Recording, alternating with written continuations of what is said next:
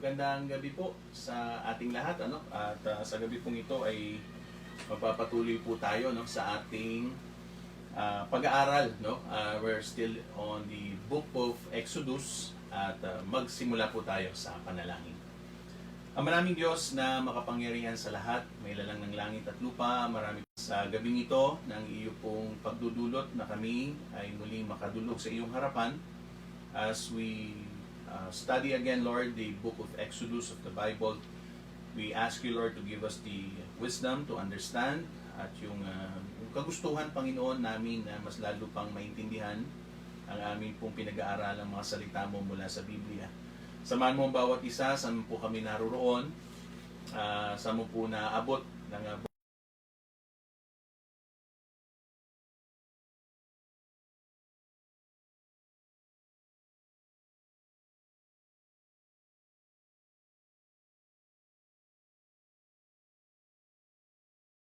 at nawa, O Diyos, ay panibagong lakas ang iyong pagkakalob, yung desire for us to learn more about your word.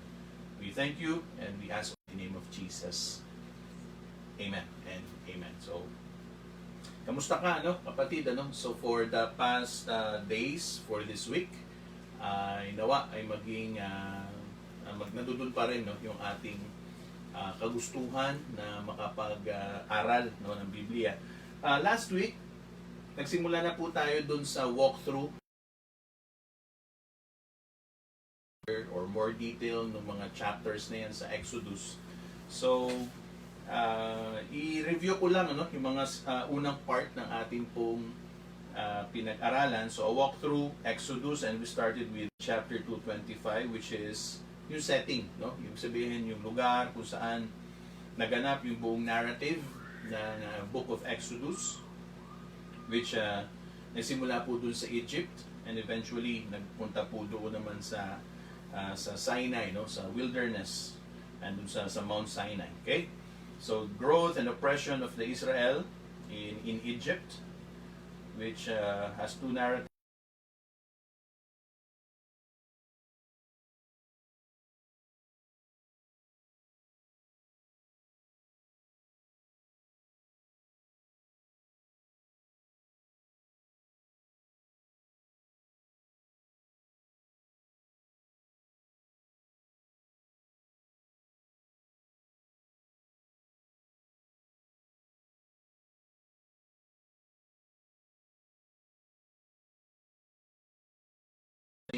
Group of chapters na yan, magsisimula na yung story ni Moses, an Israelite who grows up as a privileged Egyptian, kasi nasa princess yan, nasa princess, pangangalaga siya ng prinsesa ng Ehipto, and he sides with his own people. So may mga instances na siya ay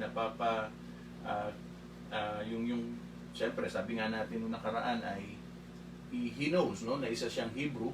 So that's why nandoon at sa nakikita niyang pang-api, naman nakita siya na talagang pinagmamalupitan yung isang Egyptian, yung isang Hebrew ng isang Egyptian, ay sukat na napatay niya yung Egyptian na yon. So that's why he escaped, as an escaped elderly outlaw settled in Sinai. So pinalaya siya sa Egypt, okay? And he settled in the wilderness of Sinai, and eventually, nandoon ay parang tinrain siya o inihanda siya para maging deliverer ng bansang Israel. Okay? Comes yung chapter 3, verse 1 hanggang chapter 6, so group of chapters again ito. The call and the commission of Moses as a deliverer ng bansang Israel, out of Egypt. So important features of this part of Exodus are the following: God's revelation of Himself to the unsuspecting sarili. Sinabi niya ang kanyang pangalan, Yahweh, the one who causes to exist, ang dahilan kaya meron pong mga nag-exist, ang dahilan kung bakit mayroong ganito. Okay? Next, God's repeated announcement that He has seen the misery. So ito po importante, if you're going to apply this sa buhay po ng bawat isa, kagaya ng banggit ko na po nung nakaraang Friday, it is important to know that God sees everything, no? Even yung sitwasyon ng buhay po ng bawat isa sa atin ay nakikita po yan ng Diyos. It's the same thing that happened on them, ano? Yung misery, yung pagdadalamhati, yung kahirapan na nararanasan nila sa kamay ng mga Egyptians, kitang-kita yun ng Diyos at nakahanda, no? Meron na siyang great plan for that. So that's why importante na lagi niyang binabanggit, no? Ibig sabihin, lagi niyang pinapasabi kay Moses na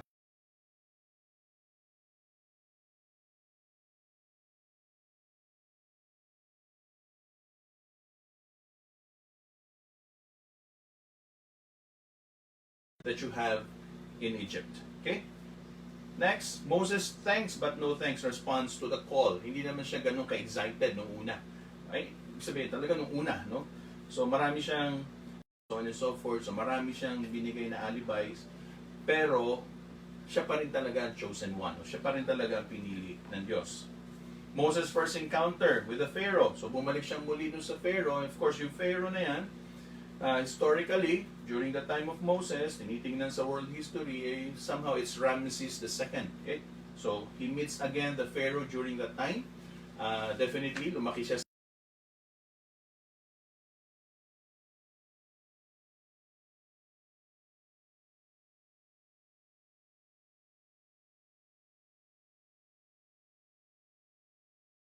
before, di ba? So, he tried to convince them na siya tatanggalin niya, no? And then eventually naibalitaan din to ng Israel, pero initial rejection sa kanya.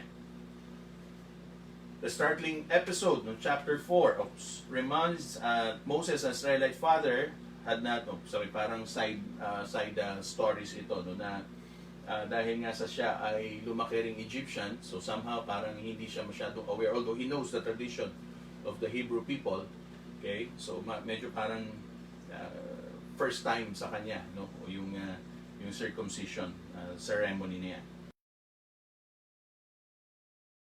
Hanggang chapter 15, so mahaba-haba ito, no.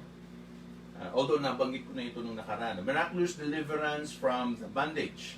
This narrative is in 4 parts, each blending into the next. So kung di ako nagkakamali, we were able to discuss the first 2 parts. I-review lang natin pati yung first part na ito. The confrontation with Pharaoh, which happened in chapter 6, 28 hanggang chapter 11. Aaron's staff becoming a serpent and swallowing those of the Egyptians' sorcerers. Plagues, so sinabi natin yung 9 plagues na yan, ano? So makikita nyo po yan dyan, okay? Sa chapter 6.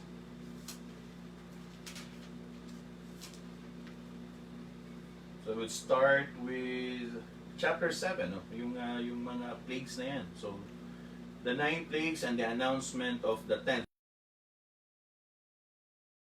part of the Egyptian idolatry and arrogance. So we will discuss furthermore yung tungkol dyan sa idolatry maya-maya. Okay?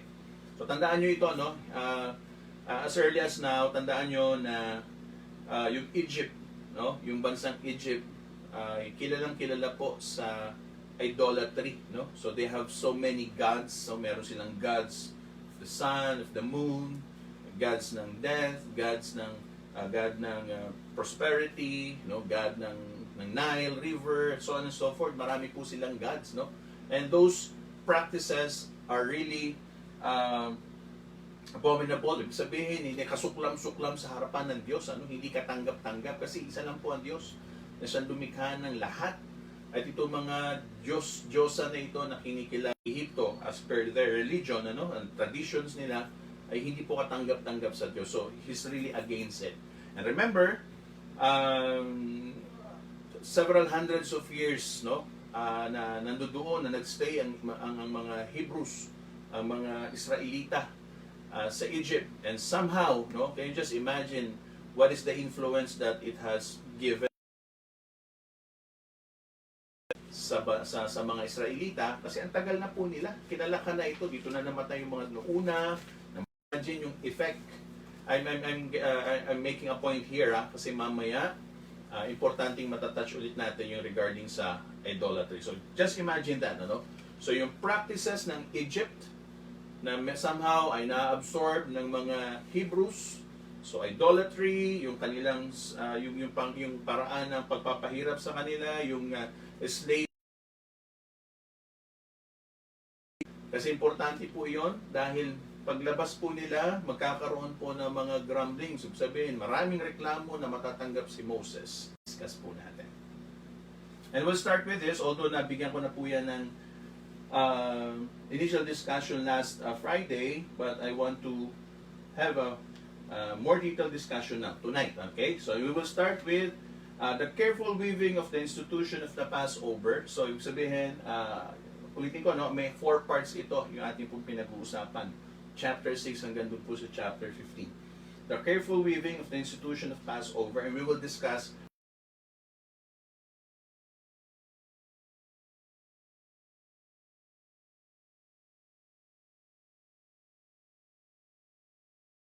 and hopefully meron po kayong Bible din nakasama dyan at masarap na basahin nakasama rin po kayo. At ang aking pong sali ng Biblia ay sa Tagalog. Okay? So, chapter 12, verse 1 to 30. Hindi ko naman po babasahin ng buong 1 to 30. So, initially, I'll read verses 1 hanggang 14. Tatalon tayo ng 15 to 20. And then we will just at Aaron, yung kanyang kapatid. Mula ngayon, ang buwang ito ang magiging unang buwan ng taon para sa inyo. So, instruction ng Diyos, okay? So, yung current month na yon will become the first month of the Hebrew calendar. Okay?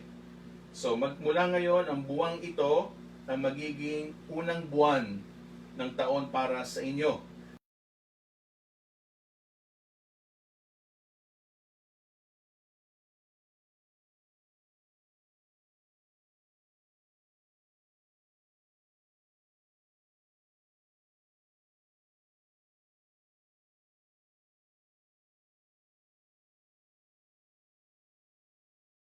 At hindi makauubos ng isang buong kordero, yung sheep o yung tupa, no?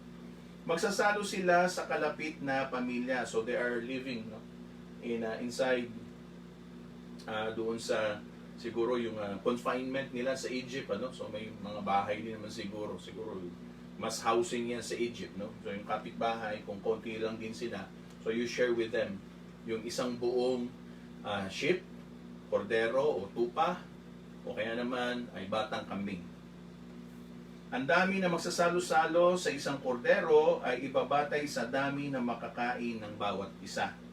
Kailangan ang kordero ay lalaki, so take note of those instructions kasi ito na po yung instruction para po sa Passover feast. Remember, yung Passover feast na yan, nabanggit ko na po nung nakaraan, na until now, no, yung tradition that they have in Israel is still, they follow this. Yung feast na ito, instituted during the time of Moses until the very moment, until the very age, very year na meron po tayo, ay ino-observe pa rin po sa Israel. So, ito yun, ano? Ito yung details.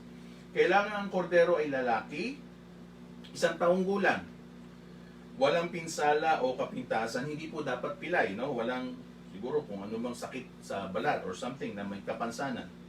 Kung walang tupa ay kahit kambing. So yung bisirong kambing ang binanggit kanina. Aalagaan itong mabuti hanggang sa 14 na buwan at sa kinagabihan sabay-sabay na papatayin ng buong bayan ng kani-kanilang kordero, kani-kanilang tupa o kani-kanilang bisirong kambing.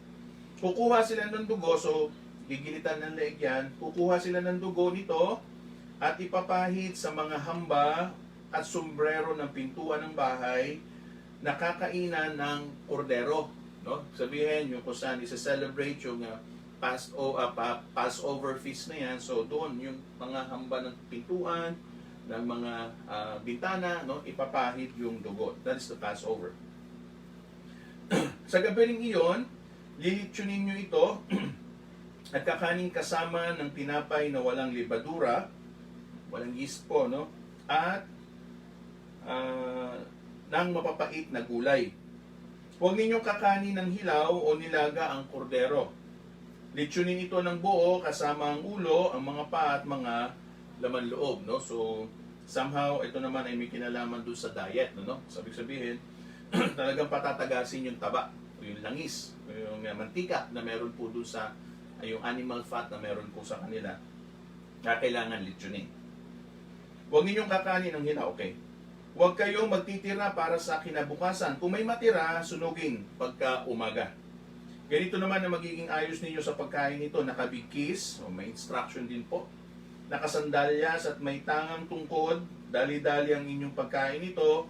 Ito ang Paskwa ni Yahweh. Or this is the Passover feast of God. Sa gabing iyon, ito na, no? Ito yung instructions regarding do sa first Passover feast na yon. Sa gabing iyon, ito na yung plague, 10 plague na. Sa gabing iyon, lilibutin ko ang buong Ehipto at papatayin ang lahat ng panganay na lalaki, maging tao man o hayop. At parurusahan ko ang lahat ng Diyos-Diyosa ng Ehipto. Akong si Yahweh, lalampasan ko ang lahat ng bahay na makita kong may pahid na dugo at walang pinsalang mangyayari sa inyo sa pagpaparusa ko sa buong Ehipto. Ang dugo ang siyang magiging palatandaan na Israelita ang nakatira sa bahay na iyon. Ang araw na ito ipagdiriwang ninyo magpakailanman bilang pista ni Yahweh. So they will be celebrating that time, that the very time, no, na nag-pass over, no, yung spirit ng kamatayan na dulot ng Diyos, ano, nag-pass over lang, lumampas lang doon sa kanilang mga tahanan because they were instructed to pahiran, ano, yung kanilang mga pintuan. Talon po tayo mula doon sa verse 15. Let's start with verse 21. Ang unang Paskwa, tinawag nga ni Moises ang mga leader ng Israel at sinabi, pumili kayo ng isang kordero para sa inyong pamilya at ito'y patayin para sa Paskwa. Kumuha kayo ng sanga ng isopo, so may instruction din kung anong yung ipampapain, hindi lang basta-bastang halaman, ano, isops, yung sanga ng isopo. Basahin ito ng dugo ng kordero at ipahid sa mga hamba at sombrero ng kanyang pintuan, ng inyong mga pintuan. At isa man sa inyo ay huwag lalabas sa bahay hanggang kinabukasan. Sa gabing iyon, lilibutin ni Yahweh ang buong Ehipto at papatayin ang mga Ehipsyo. Lahat ng bahay na makita niyang may pahid ng dugo sa mga hamba at sombrero ng pintuan ay hindi niya babayaang pasukin ng mamumuksa. Sundin ninyo ang mga tuntuning ito at palagi ang ganapin, pati ng inyong mga anak. So, ibig sabihin, generations after generations ang mag-observe nito. Patuloy ninyong ganapin ito maging sa lupain, ipinangako sa inyo ni Yahweh. Again, there's the instruction. No? So, wherever you are, so papunta man kayo dun sa promised land or anywhere you are in the world, so you have to observe this. Kapag itinanong na inyong mga anak kung bakit ninyo ginagawa ito, and this is the reason why, sabihin nyo ito'y pag-alala sa Paskwa ni Yahweh. Nang lampasan niya, Passover, lampasan niya ang bahay ng mga Israelita at patayin niya ang mga Ehipsyo. Nang masabi ito ni Moises na nikluhod ang buong bayan at sumamba sa Diyos. Pagkatapos umuwi na sila, tinupad ang iniutos ni Yahweh sa pamamagitan ni na Moises at Aaron. Okay? So you make the remaining of the readings, ano, dyan po sa Exodus chapter 12 na yan, 1 to 30, no? That's actually the 10th plague. Okay? So, ito naman pala, basahin ko na hanggang 29.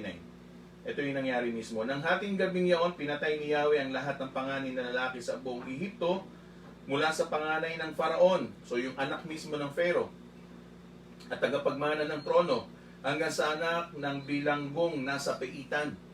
Namatay din ang panganay na mga hayop. Nang gabing iyon, nagising ang Faraon, ang kanyang mga tauhan sa lahat ng lahat ng mga Ehipsyo, at nagkaroon ng napakalakas na iyakan sa buong Ehipto, sapagkat lahat ng bahay ay namatayan panganay na lalaki. No? I wonder kung malamang yung Pharaoh hindi siya panganay. I don't know. Okay? So, buhay pa siya at that time. Kasi lahat ng panganay, okay? Lahat ng elderly male, no? Tao man o hayop, wag walang pinahid. Say for example, this is the door. Kung walang ipinahid na dugo, automatic papasok po doon yung spirit of death of God, okay?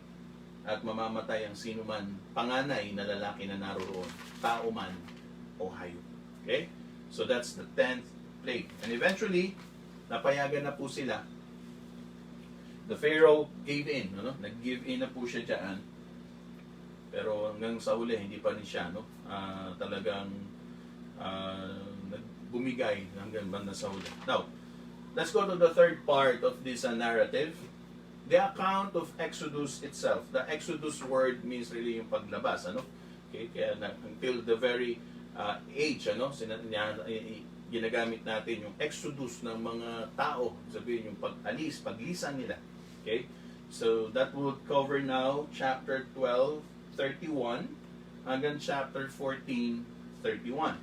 Note especially how reminders of the first two parts are carefully woven into this narrative. Yung unang binasa natin kanina, no, regarding po sa mga plagues, so on and so forth, is also being woven. Ibig sabihin, ay nakalakip pa rin po, no, dito sa bahaging ito. At nagsimula po ito with additional Passover regulations and the law of the firstborn. Okay, so 12:31, kung itutuloy nyo po yung pagbabasa niyan, ay may instructions po, no? Further instructions about the Passover feast at saka yung law regarding po sa mga panganay. Okay?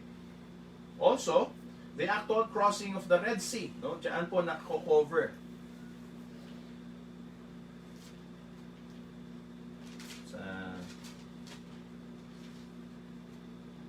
Sa chapter 14 ay makikita mismo natin yung crossing, the actual crossing of the Red Sea. Okay? One final, the actual crossing of the Red Sea, and that involves the one final confrontation with Pharaoh and ends with the demise of his whole army. Yung pagkamatay ng kanyang buong hukbo, no? Kasi sabi ko nga sa inyo, kung napanood nyo yung Ten Commandments, no, na Yul Brynner, yan na yung una, no, yung mahabang pelikula na yon, yung pagtawid nila, no, nahati yung dagat, tapos nung humahabol na rin yung Egyptian army, eventually nagbagsakan na yung tubig and then nagbalik muli sa tamang level, no, yung dagat na pula o yung Red Sea. So that's why doon na sila nabaon, nalunod, and eventually they died. Okay? So yun po ang nangyari, and that's one of the greatest miracle na nakita po natin from the Bible. And sa kasalukuyan, marami pong mga hindi naniniwala sa Diyos at mga scientists na tumutuligsado na sabi nila it didn't happen, something like that. Okay? Pero may mga findings din that supports kung bakit may mga artifacts na makikita dun mismo sa ilalim na yun, no? Ang mga sinaunang artifacts from Egypt nandoon mismo sa pusod ng dagat, sa ilalim mismo. Okay? Next, sa chapter 14, verses 10 to 12, magbabasahin po natin ito. Dito magkakaroon ng mga unang pagrereklamo ang Egypt. Can you just imagine that if you are part of those Israelites or mga Hebrews na lumabas from Egypt, you were able to witness, no, na-witness mo ang isang malaking kababalaghan, and you were able to cross ang isang malawak na karagatan in dry land, no, without any, ang tubig na sa gilid, nakatawid kayo roon, and that's one of the greatest miracles they have witnessed in their lifetime, aside of course from the other miracles na ipapakita pa ng Diyos, ano. Pero that's, kung tayo man yun, ng panahon na yun, isa na yun sa pinaka-wonderful miracle na makikita po natin. But then again, talagang likas siguro sa kanila during the time ang pagrereklamo. And that's what happened in chapter 14, verse 10. So, tingnan po natin. Verse 10 at saka verse 10 hanggang verse 12. At babasahin ko po, ano? Pinagarian, no? Actually, natakot sila, no? Dahil nakita nila na humahabol yung hukbo. Pinagarian na matinding takot ang mga Israelita na makita nilang dumarating ang Paraon at ang mga Ehipsyo. So, hinahabol sila. Kaya dumaing sila kay Moises. Sinabi nila kay Moises, Wala na ba mapaglilibingan sa amin sa Ehipto, kaya mo kami dinala sa ilang para dito na rin kami mamamatay. Inalis mo kami sa Ehipto, tingnan mo ang nangyari. Hindi ba't bago tayo umalis, sinabi na namin sa iyo na ganito nga ang aming sasapitin. Sinabi na namin sa iyo na huwag kaming pakialaman at pabayaan na kaming manatiling alipin ng mga Ehipsyo sapagkat ibig pa namin ang manatiling alipin kaysa mamatay dito sa ilang. Okay, can you just imagine that, yung pagrereklamo? Ito na, no? Yung miracle is nangyayari na, no? Ito na, although nakikita nga nila, humahabol pa sa kanila sa other side, or maybe nandun na rin mismo sa ground ng dagat, nandun na rin mismo yung Egyptian army, so they feared for their life. So para bang sa sinabi nila, sa isinaad nila, parang mas maigi pa, doon na lang, no? Doon na lang mamatay. Maigi ng slave habang panahon. You just imagine that, ano? Okay? So, a lesson for us to learn sa mga binabasa natin ito is mas manaisin mo pa ba na maging alipin ng kasalanan, ng isang miserableng buhay, alipin ka ng tukso, no? Kesa iahon ka ng Diyos mula sa putik. Yun ang parang isinasaad dyan, no? Parang huwag na kami pakialaman ng Diyos, okay na kami dito, mamamatay na kami sa ganitong kalagay. No, kapatid, hindi yun ang plano ng Diyos para sa iyo, para sa akin. Ang plano ng Diyos is for us to have a beautiful life, ano? Na maayos, no? Masagana, abundant kind of life, no? Isang buhay na pinagpala, buhay na pinatawad, buhay na may pag-asa, no? Yan ang buhay na nais ng Diyos para po sa atin. Huwag tayo maging katulad ng mga ng mga Hebrews na yan, nung panahon na yun na itinatawid sila ni Moses. Okay? Let's continue. Number 4, the fourth part of this narrative. The celebratory song of Moses, the nation of Israel, and Miriam, yung ate niya. Okay? So, chapter 15, this is the narrative that we have started last Friday. Chapter 6 hanggang ito sa chapter 15. So, the celebratory song of Moses, which begins, Moses, the Israel, and Miriam, which begins with the celebration of triumph of God, the warrior over Pharaoh and his gods. No? So, dito napatunayan yung the Lord of Hosts, no? Ang Diyos ng hukbok. Sabihin, kaya tayong ipagtanggol ng Diyos sa anumang klase ng labanan na meron tayong kinakaharap. If God is with us, who can be against us? No? Kung sama natin ng Diyos, sino ang pwede pang tumalo sa atin? And that's faith, okay? Working on this, no? Pananampalataya, yan. It begins with that, and then it concludes with this. Concludes by anticipating the victory in the conquest of Canaan. Ganito yan. Kung doon sa pag-alis nila, no, from Egypt, no, meron na kagad silang challenge, no? Actually, not necessarily talagang first nag-encounter sila, no? Kasi ang Diyos ang lumaban para sa kanila. Humahabol yung mga Egyptian army, ang Pharaoh at ang Egyptian army, the whole army of Egypt, no? Humahabol sa kanila. Pero ang Diyos ang nagtanggol, ang Diyos ang nagbigay ng tagumpay, at ito yung magpapatunay sa kanila, nagsasabing kung kaya tayong ilaban ng Diyos dito, sa pupuntahan natin, and even along the way, God will be with us, and God will protect us, and God will fight for us. Okay? Sometimes we are on this side of our life, no? Yung bagong ahon tayo ng Diyos. Pero hindi pa yun talaga. We still need to move on. We need to journey. Kailangan nating maglakbay.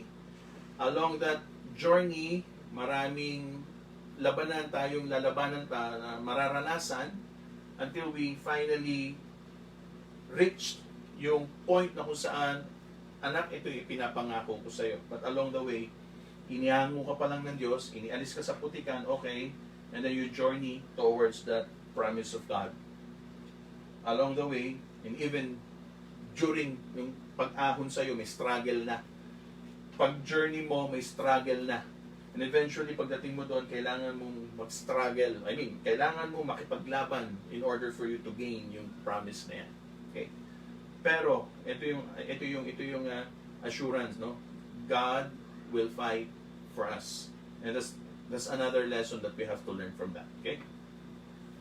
Yahweh's future settled presence on Zion. Okay? Sabihin, yung presensya ng Diyos ay mananatili, no, sa Sion o sa bundok kung saan ay yun yung magiging guiding light, no, sa Mount Zion. Yun ang magiging guiding light ng kanyang bayan. Nagpapatunay na I am with you and I will protect you and I am always with you. Okay? Finally, just sa chapter sa part 4 na yan, celebration of God's victory over the whole Old Testament. Kasi yung pinapakita na ito in the book of Exodus, we will see yung whole story na yan as long as they are following God, as long as they are committing their lives to God, no? As long as sa Diyos sila, ang Diyos ay magiging tagapagtanggol nila. And that is true all throughout the Old Testament story or narrative. Okay? Yung mga kings of Israel, yung mga kings of Judah, no, even yung mga prophets, no, even yung mga judges na yan, you will see na along the way, habang ating pinag-uusapan ang buong Biblia, makikita niyo yung triumph ng mga tao, ng mga anak niya, ng kanyang bayan, dahil kasama siya ng mga ito. Punta tayo, no, sa bagong chapter na ating sorry, chapter 15, 22, verse 22 hanggang chapter 18, verse 27. At ito naman po ay yung journey to Mount Sinai. Kanina napag-usapan na natin yung grumblings, ano? So, again, ito na naman, meron namang grumblings, no? Along their journey, marami ito, no? Marami itong mararanasan. Actually, una ni Moses. Sa kanya sinasabi kasi, no? At si Moses naman, parang siya yung pumapagitna sa bayang Israel, siya, and then sabihin niya sa Diyos. So, parang siya yung, you know, yung lahat ng pressure mula doon sa mga tao, sabihin niya sa Diyos, susumbong niya sa Diyos, sinasabi ang Diyos, sabihin sa kanya, sabihin niya naman sa mga tao. So yun po siya yung pumapagitna. Pansinin niyo po, no? Sa chapter 15, verse 22, hanggang dyan sa chapter 17, verse 7, eto na. Doon muna sa verse 22, nung batis na mapait na tubig. Pinagayak ni Moises ang mga Israelita at umalis sila sa dagat ng mga tambo, patungong ilang ng Shur. 3 araw na sila naglalakbay, wala pa sila nakikitang tubig. No, ito na, no? May struggle na kagad. Sa wakas, dumating sila sa batis ng Mara. Ngunit hindi nila mainom ang tubig dito dahil sa kapaitan. Kaya tinawag nila itong batis na mapait. Nagreklamo kay Moises ang mga Israelita, ano ngayon ang iinumin namin? So, another grumblings na narinig na naman. Dahil dito dumaing si Moises kay Yahweh. Itinuro naman sa kanya ang isang putol na kahoy, kinuha ito ni Moises at nihagi sa tubig, na wala ang pait niyon. Doon sinubok sila ni Yahweh at binigyan ng tuntunin. Ang sabi niya, kung ako ay buong puso ninyong susundin, kung gagawin ninyo ng matuwid at susundin ang aking kautusan at mga tuntunin, hindi ko ipararanas sa inyo ang alinman sa mga sakit na ipinadala ko sa Ehipto. Yung mga plagues na yun, okay? Yung ano ba yung mga plagues, mga bukol at kung ano-ano pa, mga sugat. Ako si Yahweh ang inyong manggagamot. Pagkatapos nakarating sila sa Elim, doon ay may 12 balon at 70 puno ng palma at sila ay nagkampo sa tabi ng mga balon. So, parang ano lang ito no? Parang along the way, parang pagsubok lang, pero again, grumblings pa rin. So, una yung tubig. Chapter 16 naman, pagkain. Okay? Kasi doon naman ipoprovide ng Diyos yung mana, carbohydrates yun, parang bread, no? Bread coming from heaven. At yung mga pugo, yung mga quail, that's protein, no? So may water, may mana, may carbohydrates, yung mga pugo naman ng protein. So somehow, it's a complete meal already, yung pangangailangan ng kanilang mga katawan. Okay? So grumblings pa rin, reklamo pa rin. Again, hanggang sa pagdating doon sa chapter 17, problema na naman ng tubig. Okay? Reklamo na naman. So, puro reklamo. Grumblings after grumblings ang nangyari. Okay? And then again, pagdating doon sa chapter 17, verse 8 to 16, their first encounter with opposition along the way. Amalekites ito. Okay? Mga Amalekita. Ito yung kanilang unang encounter sa mga oppositions along the way. And even dun sa promised land, no, marami silang mga makaka-encounter, makakasagupa. No? And they have to fight. You have to fight for it. Kasi kung hindi, ay hindi nila mararating yung pangakong yun ng Diyos. Sa ating buhay po, no?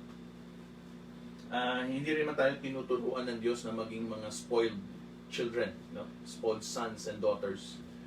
Our God is also teaching us to work for it, no?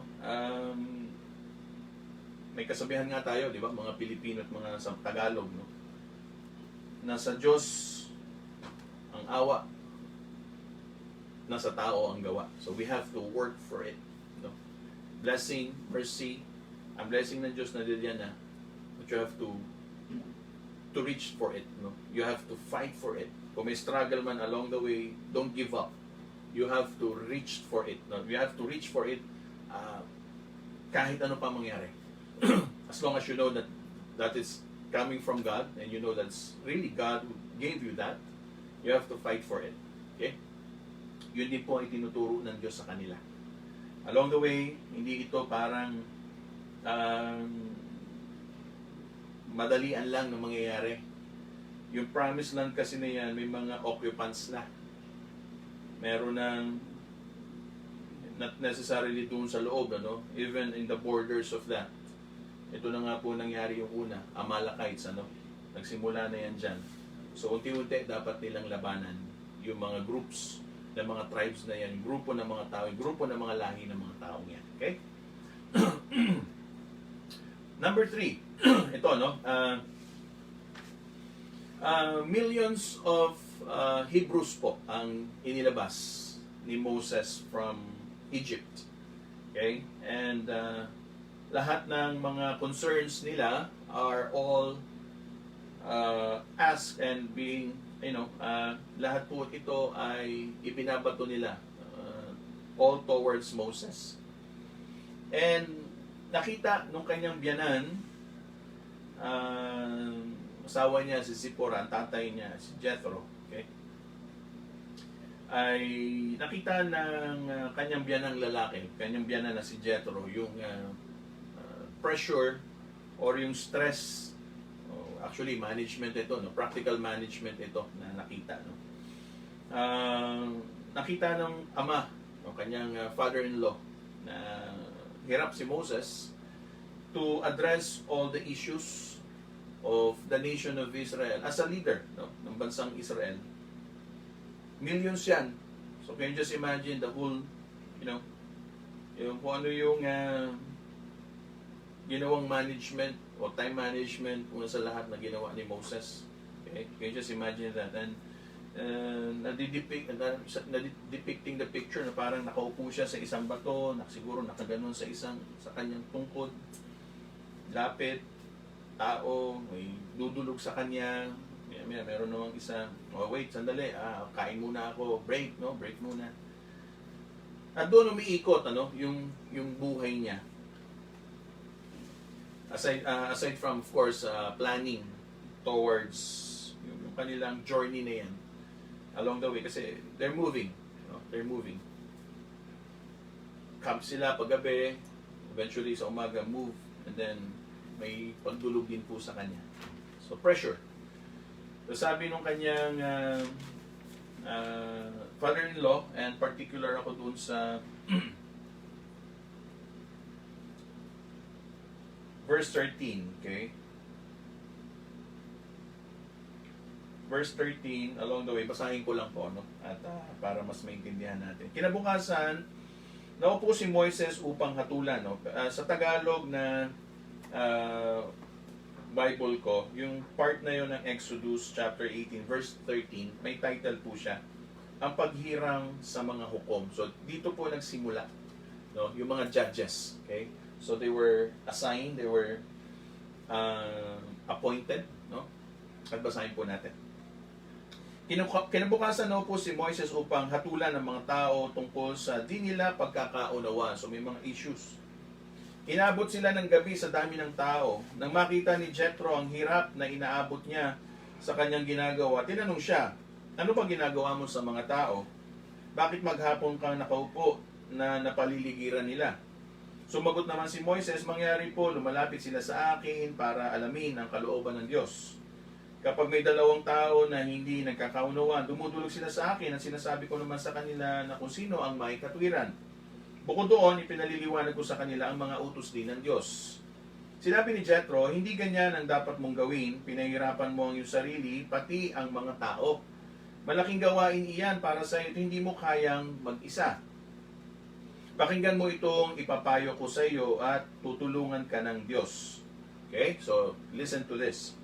Ikaw ang lalapit sa Diyos para sa kanila at magdadala sa Kanya ng kanilang mga suliranin. Ikaw ang magtuturo sa kanila ng mga kautusan at mga palatuntunan at ikaw rin ang magpapaliwanag sa kanila kung ano ang dapat nilang gawin. So yung mga pipiliin niya. Ngunit pumili ka ng mga taong may kakayanan, may takot sa Diyos, mapagkakatiwalaan at di masusuhulan kasi magja-judge. No? Italaga mo silang tagapangasiwa. Ito na. Sa libo-libo, sa daan-daan, 5-50 at 10-10. So merong hierarchy ng management, ano? So merong every tens, every 50s, every hundreds, and every thousands, no? Sila na ang bahalang humatol sa maliliit na usapin at ang mabibigat na kaso lamang ang ihaharap nila sa iyo.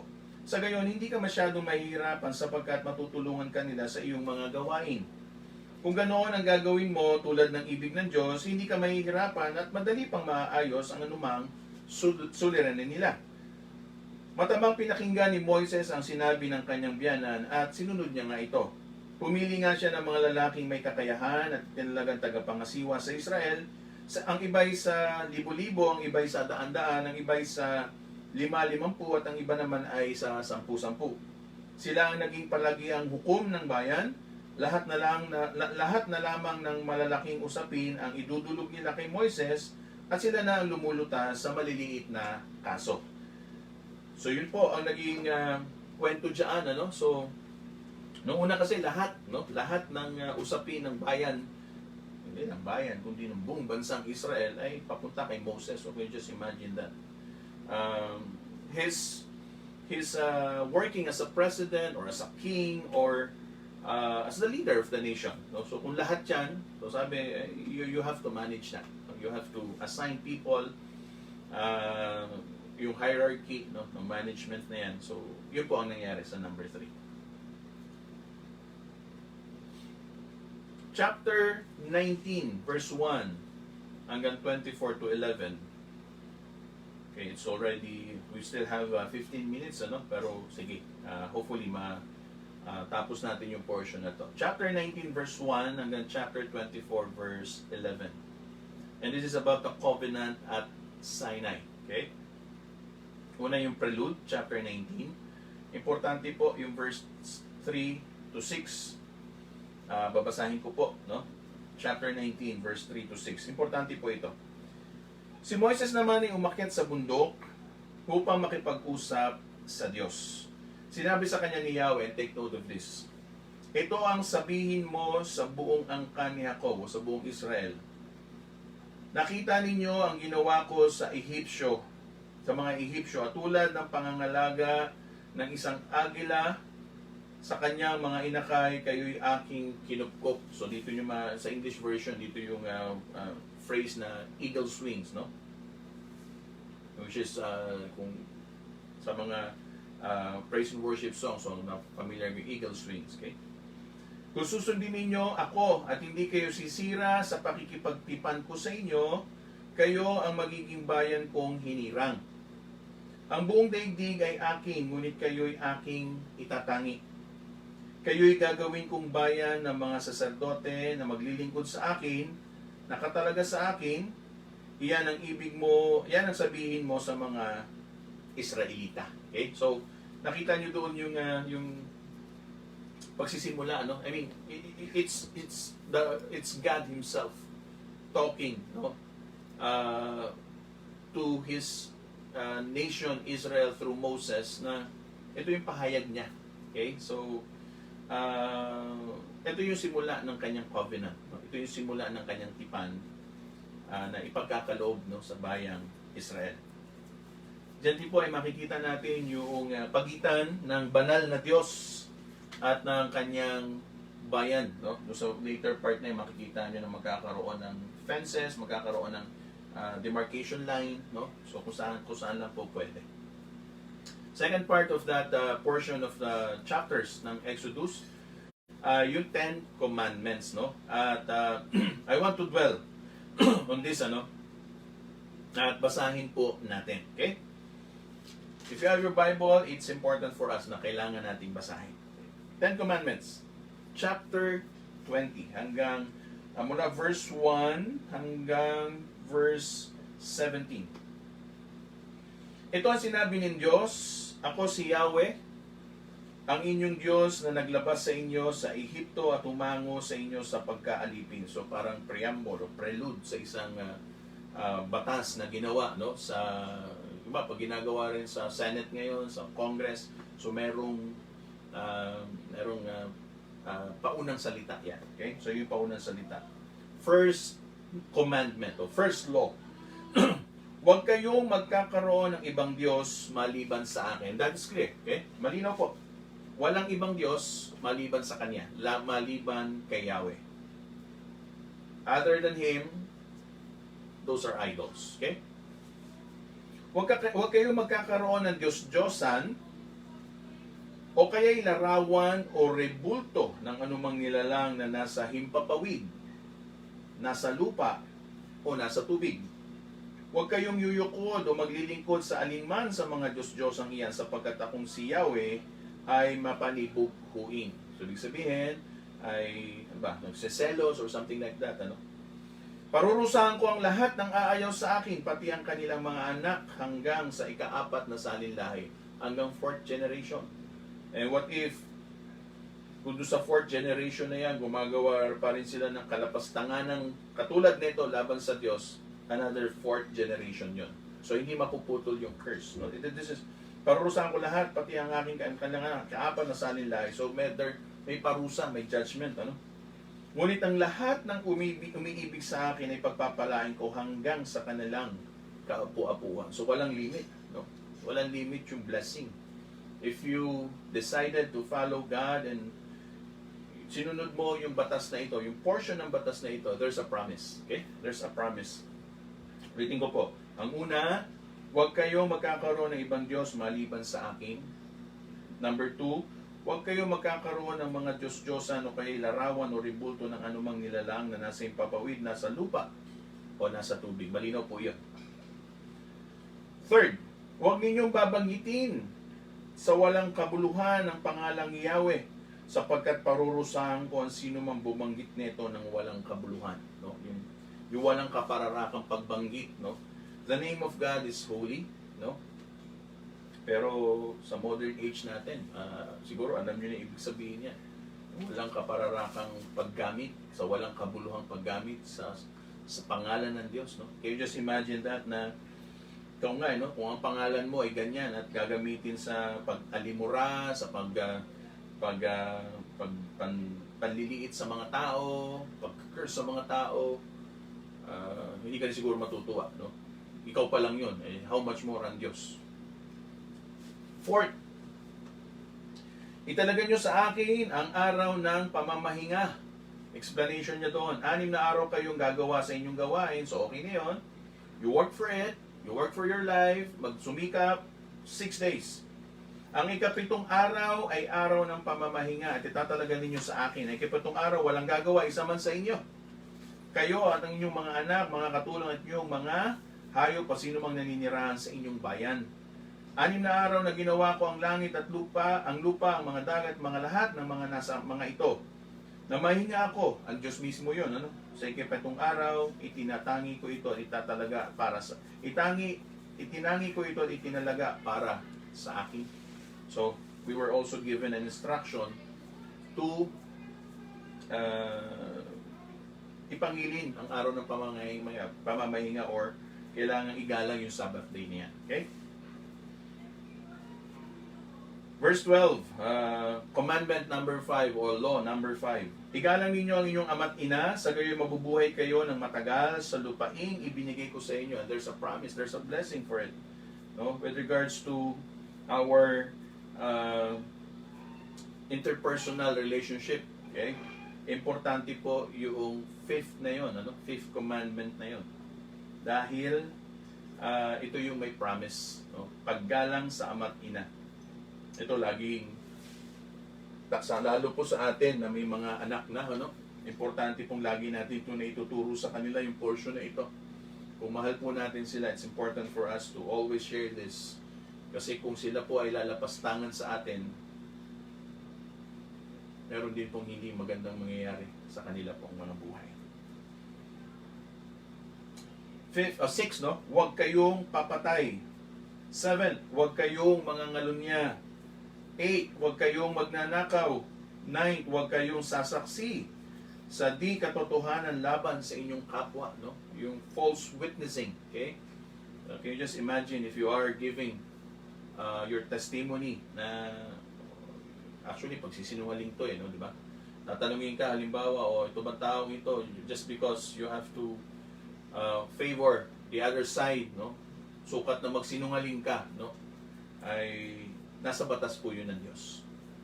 And the last one, huwag niyong pag-iimbutan ang sambahayan ng inyong kapwa, ang kanyang asawa, mga alila, mga baka, asno at anumang pag-aari niya. So huwag kaiinggitan, no? So napakalinaw po, no? Una, there's a vertical instruction, no? Yung first 4 commandment is vertical, ibig sabihin towards God. Yun namang 5th commandment hanggang sa 10th commandment, it's horizontal, towards other people. Okay? So horizontal naman siya. Yung unang 4, towards God. Yung pang-5 at hanggang pang-10, towards other people. Sa New Testament, na-summarize into only 2. No? Si Jesus mismo yung nagsabi, you love God. If you love God, you will do everything na ini-instruct niya. No? Na walang ibang Diyos maliban sa Kanya. Hindi gagawa ng anumang image. Okay? No? Importante po ito kasi kailangan po, no? Wala kang gagawin na anumang image. Siguro sabihin, siya naman yan eh. Yung nga sabi niya wag nga eh. Diba? Malinaw po dun, wag. Wag kang gagawa. So, any image, kasi, halimbawa, can you just imagine this, ano? Say for example, God is God. God is bigger than us. God is the maker of the universe. And then what if I would just say that I will make an image of God like this. Okay? So, controller ng TV. So, this is God. So, hindi ba kahihiyan ito sa Diyos na you're going to compare God as a controller of the TV? So, this is my God. Sabihin nyo, kalokohan naman yung sinasabi nyo, Pastor. Hindi nga eh. Parang ito yung effect. Diba? We make God's own. Alam nyo yung with regards to idolatry, pagdating po natin doon sa, let me check, mas malilinawan po natin ito.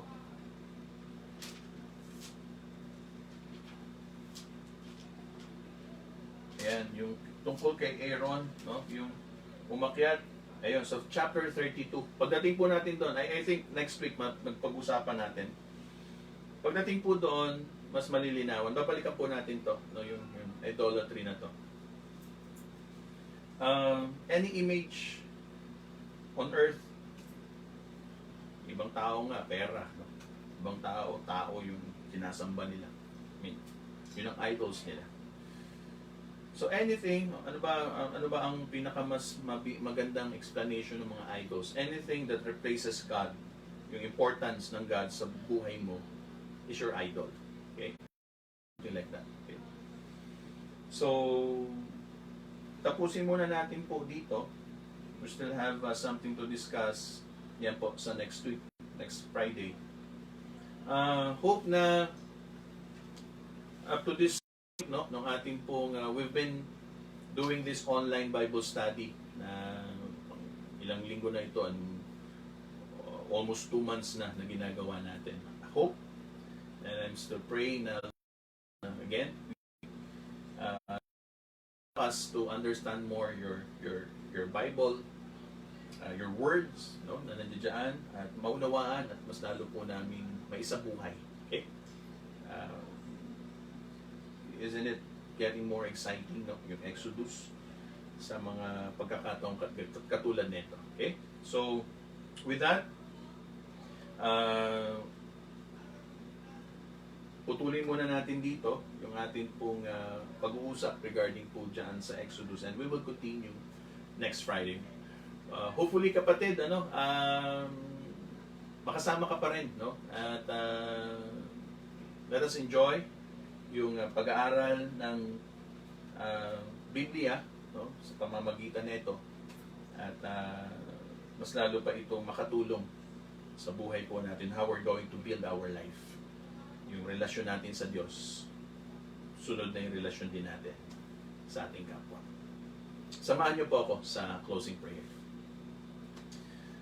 Panginoon Diyos, marami pong salamat sa patuloy mong pagkakaloob ng mga lessons na ito as we look further, we look deeper dito po sa iyong mga salita sa Biblia. Salamat po Panginoon sa kaunawaan, salamat po sa biyaya na kami po ay binibigyan mo ng pagkakataon na maibahagi ito. Bagamat sa online basis na ito, nawa Panginoon na mas marami pang mga kaluluwa at marami pang mga kapatid na nangangailangan, hindi lamang po dito sa kung saan we know yung possible na pwedeng maabot nito, hindi lamang po dito sa aming bansa, kundi maaaring sa iba pang mga bansa. Lord, hayaan mo na ang kapatid nito ay patuloy na magkaroon ng mas malalim na pagkaunawa sa iyong mga salita, sa iyong Biblia, sa Biblia, Panginoon. Dalangin ko, Panginoon, ang iyong pong patuloy na pagsap. Mag-isa mang susunod pang mga Biyernes, susunod pa namin pag-uusap, ay naroon ka at patuloy na handang magbigay at magkaloob sa amin ng kaunawaan, ng pagpapala at tuturo ng banal mong Espiritu. Marami pong salamat kayo, Panginoon, ang aming pong niluluwalhati, itinataas at pinasasalamatan sa gabi ito. Pinupuri ka namin sa pangalan ni Jesus. Amen and amen. So muli kapatid, ay samahan mo kami sa susunod na Biyernes. Magkita tayo muli sa ganap na alas 7 hanggang alas 8 ng gabi. God bless you all. Pagpalain po tayo palagi ng Panginoon.